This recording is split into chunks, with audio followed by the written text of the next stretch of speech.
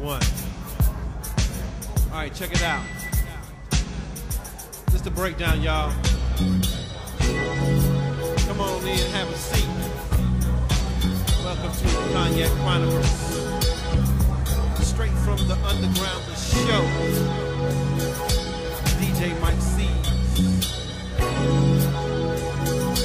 We gonna sit back, relax, and sit back at the bar, you know what I'm saying, and do what we do. Toss it up and pop the top. We got a lot of variety of flavors, and they all come from the land of cognac.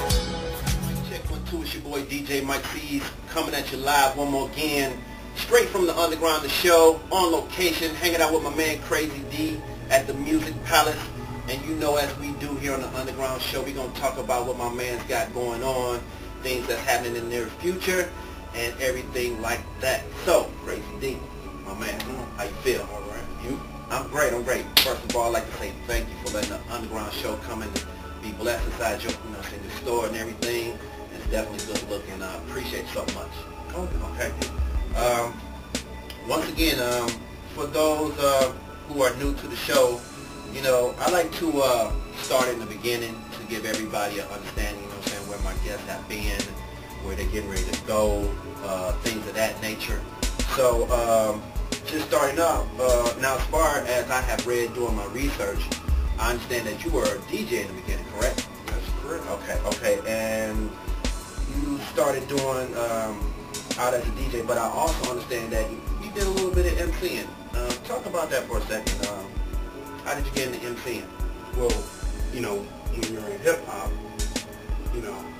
Right. you often have many hats in hip-hop. That's true. So, if you know how to DJ, and you already have a rhythm, and you already been listening to the MCs do what they do. And if you couldn't find an MC to front what you were doing, then as a DJ, you had to grab the mic and be able to move the crowd as you were changing the record. Right. So that's how the MCing part came about. And then through necessity of producing records and then finding some MCs or some rappers who would come through, wouldn't come through, you have an extra 16 bars left on the song, and it show up, you just have to put your pen, you have to put your pen to the pad and write 16 and put it down. So that's how that came about, out of more of a necessity. Because me, I was the person that wanted to produce the music and catapult someone. So overall, your overall love was for the DJ aspect of the game. The DJ and the music, the producing, the beats, when beats connect together, when they knock, and different sounds you can do, The drum patterns that change up. Yeah, Absolutely. I love that. Absolutely. So secondly, talk about your DJ career, when did you get started? I believe it was back in college, whatever, Talk about that, how you got started, kind of parties you did and things like that. Yeah, I came down to the campus in the summer program in 1990 after I graduated high school. And then I met an alpha down there. He was in one of the programs. The program had a seminar, and he was there, and he introduced himself to everybody. And then I told him, oh yeah, I DJ. He said, oh, you DJ? What? You know what I'm saying? So from there, once I told him that, he was like, he came and heard me spin. He said, I'm going to get you the alpha icebreaker. You didn't believe it, did you? Man, sure. Right. Give me the alpha icebreaker, right? Come that fall, it was like, I was in there. Youngest, I was 19 years old. Youngest one to ever, to my recollection, to my knowledge, anyway, to be there and actually get the icebreaker. Then, unlike now, in 2011, back in 1990, Alpha Phi Alpha Fraternity Incorporated in 1906 was it. Right. That was the fraternity on campus. Oh. And if you did that party, Right. then you were the man. And so I got it, rocked it, and from there, from 90 to 96, I did those fraternity parties, and then branched off and did my own HTP brand of parties at the Coliseum in 77th. Yeah, I remember the Coliseum. No longer there. I don't think it is. Well, it's still there, but I'm not sure. But I know the building is still there. It's not there. But. Okay.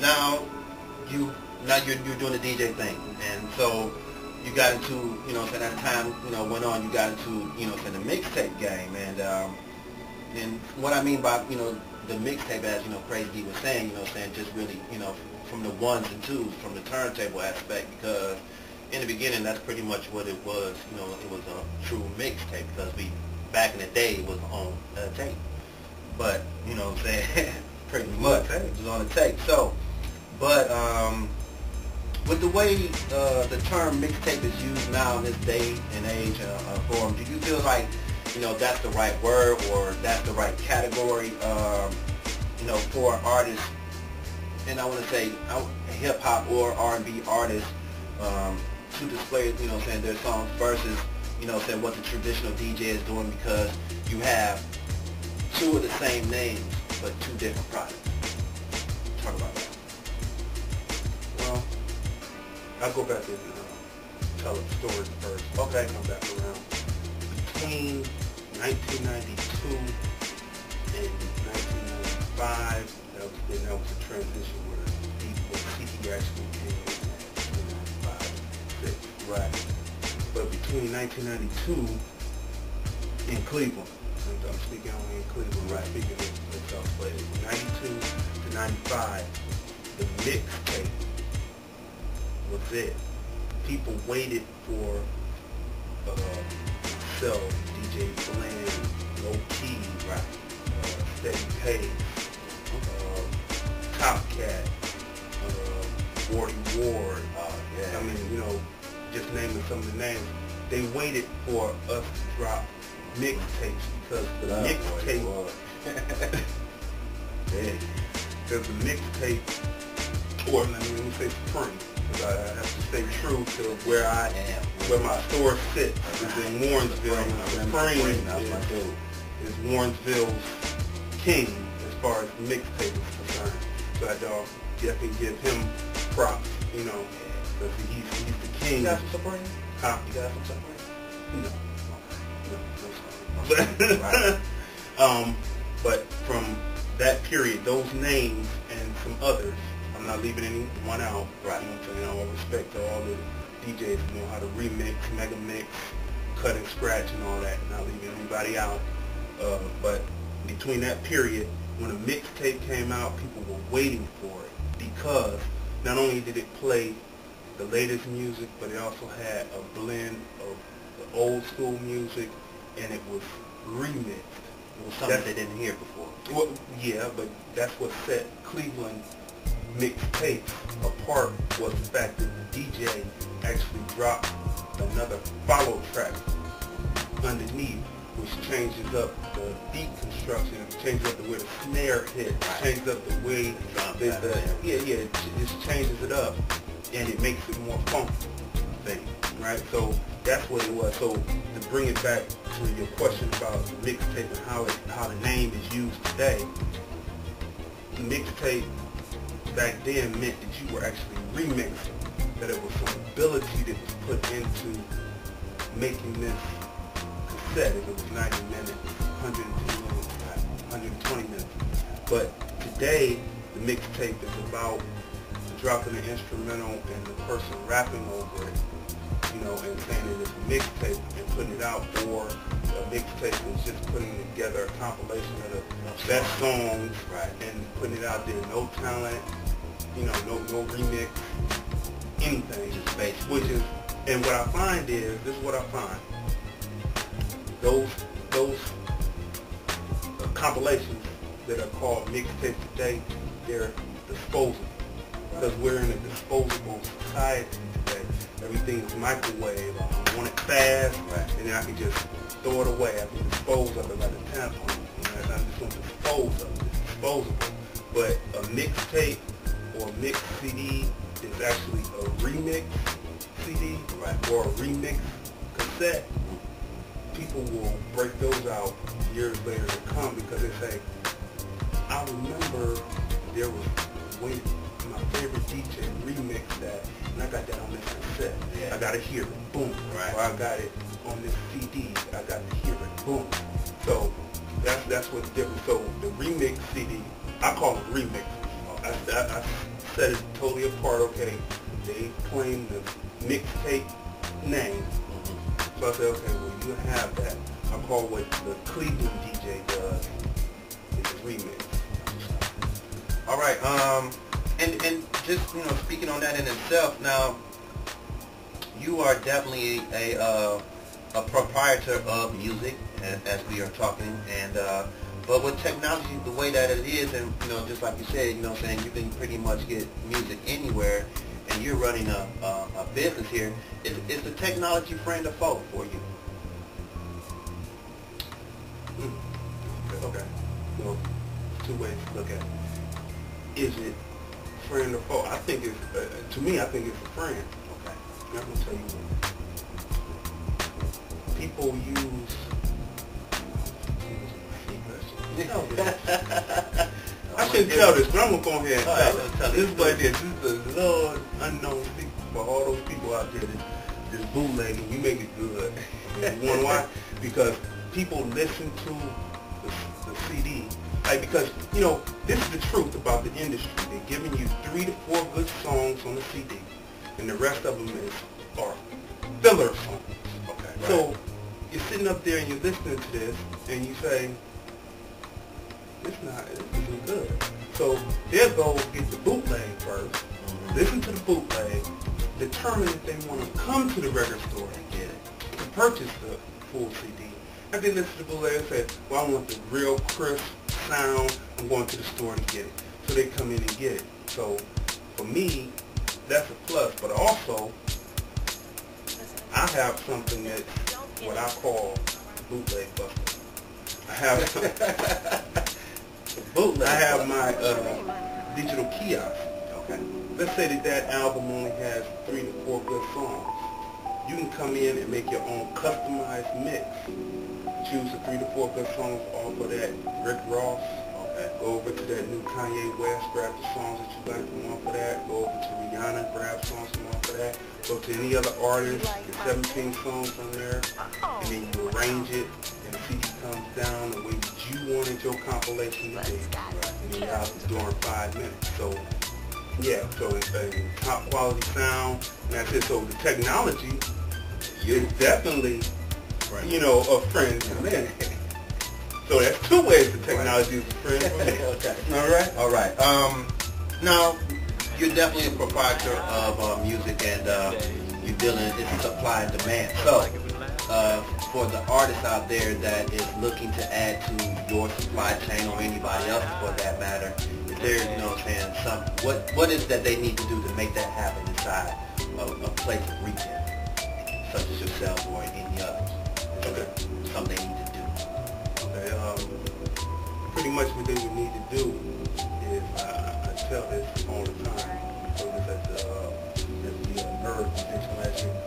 People have to just come in humble for one thing. Thing is, when you're on the record, hip hop is about I'm the macho, male bravado, I'm the coldest, everything. But all the national artists that I have ever met are some of the nicest, some of the most humble people that you'll ever meet. Stuff that they say on record, you would meet them and he's like, I wouldn't even expect you to act like this. I would expect you to act like your record. Right? So, first of all, leave the image that's on the record at the door and come in, bring your product and be humble with it. Because it was a retailer in the city back when I was coming up selling mixtapes and doing my production and trying to get my music played. So there was a retailer that would shut you down. Wow. They would shut you down and would humiliate you in front of everybody if you came in there with with an arrogant attitude. You know what I'm saying? There was a retailer that would do that, right? Me, I don't say that. I say, okay, whatever, it's cool. Right. But anyway, come in humble, one thing. Next thing is, once you bring your product in, it's on a consignment basis. Consignment means that you bring in how many pieces you can afford, you are able to bring in. If you consignment is a period of time that you will leave something in my store to sell. So it could be either 30 days, 60 days, or 90 days consignment, right? And then after the 30, 60, or 90 days, you come in and you check on your product. You have to have your slip, because everything is documented. You get your slip, I get my slip. And then from then on, you can call and track over the phone, how's it going? You know, if it's going good, then you say, well, I'll see you in 30 days so you can get your payment, bring in some more product. And that's pretty much how it works. Now, let's say that nothing sells. Then within that 30, 60, 90 days after they're up, then you can decide to pull it, or you can decide to leave it and get on your marketing and promotions game to let them know where they're right out the trunk. That's what's up. That's right, and I have a story about that. Matter of fact, you know, to help people with their promotions. Like I said, I was doing mixtapes, and I had them in a retailer store. And what I would do, I would go to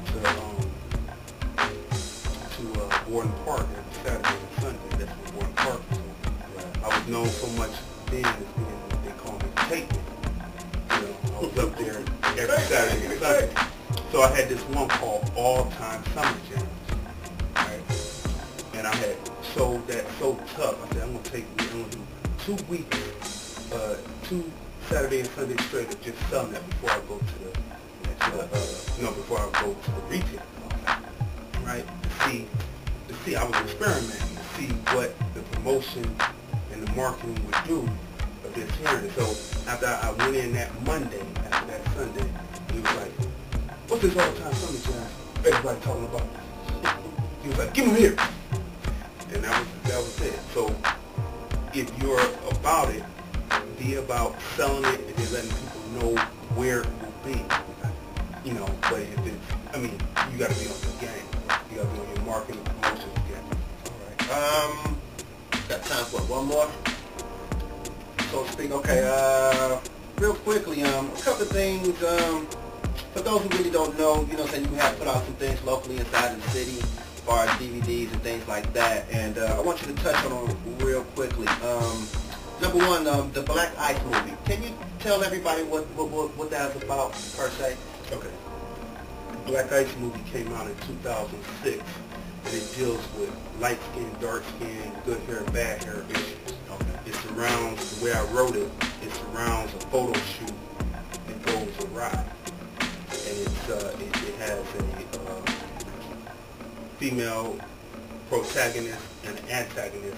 And most people, depending on after they watch the film, whichever one wins is either the protagonist and the one who loses the antagonist. So some people like what the dark-skinned girl was saying.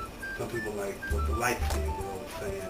And it all depends. So that's what that's about, and it deals with coming into understanding and still being able to speak to one another without being disagreeable. So that's what that's about. All right. Real quickly, do you have an opinion on the state of hip-hop in the city of Cleveland in 2011 and the future? Just keep on banging the music. That's the best one. That's the best one. What's new? What's coming up for you next on the horizon as far as events, things like that? Well, we're doing the Black Ice Chronicles. That's what I do. Okay. We're always looking for actors, actresses to be in that. If you don't have any acting experience, you know, we'll teach you how to act, put you in it. You know, I'm just looking around, I don't turn people away unless they're just totally outrageous. If you want to be in it, I'm going to write some lines. If I don't have a character for you, I will write some lines, and you will be in the piece. All right, that's really about it. We're going to have to wrap it up, you know what I'm saying? I want to thank my man for Crazy D one more time. Thank you very much for allowing me to come into your presence and in your place. And this is your boy DJ Mike C. We got to get out of here, y'all. And until next time, holla back at your boy.